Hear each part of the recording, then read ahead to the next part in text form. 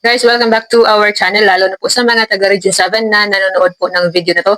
So, para po doon sa mga hindi nakahabol para sa schedule ng Civil Service Examination paper and pen test ngayong March.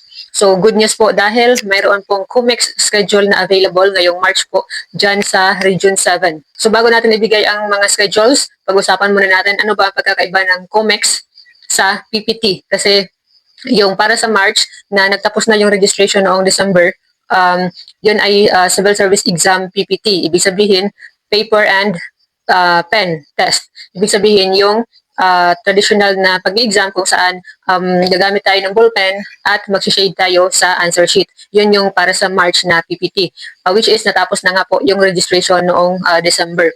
So para sa mga hindi nakahabol, ang COMEX po ay ito po yung computerized examination. Ibig sabihin, hindi tayo gagamit ng ballpen sa pag-exam, pero computer po yung gagamitin natin. Bali doon tayo sa computer, mag-exam, doon tayo magpipili ng sagot. So narito yung mga schedules for Region 7, Civil Service Computerized Examination or CS COMEX. So for the first quarter of 2026. So mayroon sa March 17, Tuesday, lahat po ng COMEX ay pang professional level lang. So walang pang sub-professional so far. So March 17, 2026, there are 14 slots. So March 19, Thursday, 14 slots also. On March 24, Tuesday, 14 slots again. And March 26, Thursday, 14 slots again. So balitag 14 slots lang siya every date.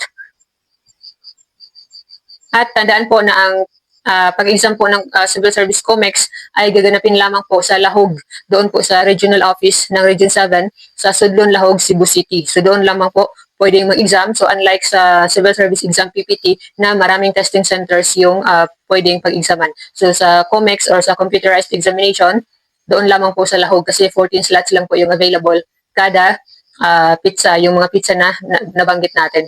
Tapos, to secure a slot, so paano mag-register para makasali sa 14 slots na to sa bawat pizza na ating nabanggit. So, kailangan ang interested applicants ay magpunta sa Civil Service Commission Regional Office doon po sa Lahog, sa Cebu City, or po pwede din na magtungo sa pinakamalapit na Civil Service Commission Regional Office, Field Office, Regional Office 7 Field Offices. So, ano yung mga field offices? So, halimbawa sa Danau, sa Cebu, mayroon sa Danau City, mayroon din ata sa South, so hindi ako familiar sa South. So sa Bohol, mayroon sa Tagbilaran, yung mga field offices. Tapos, I think mayroon na rin sa Talibon, so hindi ko pa na-check. And then mayroon sa Dumaguete, mga ganun. Yun yung mga field offices na tinatawag. Tapos yung pinaka-regional office sa Region 7 kung saan mag-i-exam ng COMEX ay doon sa Sudlon, Lahog, Cebu City. Yan yung pinaka-regional office ng Region 7. Pero again, para sa pag-register, kung gusto mong mag-avail, kung gusto mong sumali dito sa computerized examination, again, pwedeng magtungo kahit sa pinakamalapit na field office. Tapos, kailangan between 8 a.m. hanggang 5 p.m. lang pwedeng magpunta dahil yun ang office hours. Monday to Friday hanggang sa mapuno ang slots. So, kailangan ngayon pa lang na magtungo na kaagad dahil open na po ang registration ngayon pa lang. So, all applications will be accepted in person. So, kailangan kayo mismo ang magpunta personally sa regional office or sa field offices. At, syempre, first come, first serve basis. So, yung mauna, so yun yung makakapasok sa, makakakuha ng 14 slots. So, sa 14 slots makakapasok.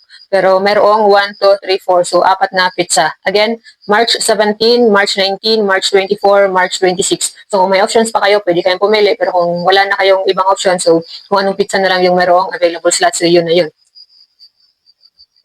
So, para sa mga nagtatanong, paano naman yung coverage of examination? Parehas lang ba sa pen and paper test? Yes, parehas lang po lahat. Level of difficulty, parehas lang sa COMEX. So, exactly the same questions na lalabas sa pen and paper test, ganun pa din doon sa computerized examination.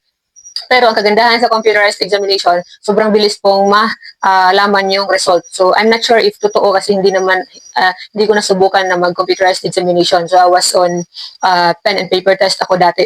So, sabi nila, 1 hour lang daw pagkatapos ng exam, malalaman mo na kaagad ang resulta. So, unlike sa pen and paper test na 45 days pa ang kailangan mong hintayin para sa resulta ng examination. So yan ang kagandahan sa computerized examination. Kaso, sobrang konti lang yung available slots. Kaya dapat mag-register na kaagad kung gusto mo talaga mag-exam sa civil service exam at kung okay lang sa'yo ang computerized examination. So avail mo na yan. Kasi pahirapan din ang pag-register para sa pen and paper test. Sobrang bilis din mapuno. So, by the way, ngayong 2026, so dahil tapos na yung registration para sa March exam sa pen and paper test, so ang kasunod po ay sa August.